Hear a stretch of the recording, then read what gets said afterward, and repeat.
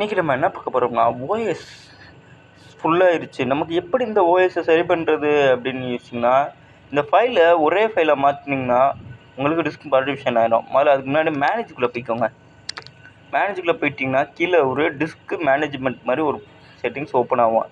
Left சைடில் இங்கே கீழே பார்த்தீங்கன்னா டிஸ்க் மேனேஜ்மெண்ட்டுன்னு இருக்கும். சரிங்க, அதுக்கு முன்னாடி நான் ஒன்று சொல்லிக்க விரும்புகிறேன்.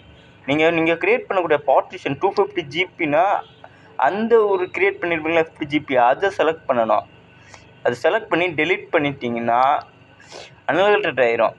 நீங்கள் எக்ஸ்ட்ரீம் நீங்கள் என்ன வேல்யூ கொடுக்குறோம்னா 250 ஜிபி அதுக்கு இது பண்ணி எக்ஸ்ட்ரீம் வேல்யூ கொடுத்து நெக்ஸ்ட் கொடுத்தீங்கன்னா அதுவே சால்வ் ஆயிரும். அப்புறம் இன்னும் முக்கியமான விஷயம், நீங்கள் எவ்வளோ வேல்யூ கொடுத்தீங்க அப்படின்றத கோடில் போட்டிருக்கணும். அது 250 × 1024 250 ஹார்ட் டிஸ்கோட வேல்யூ.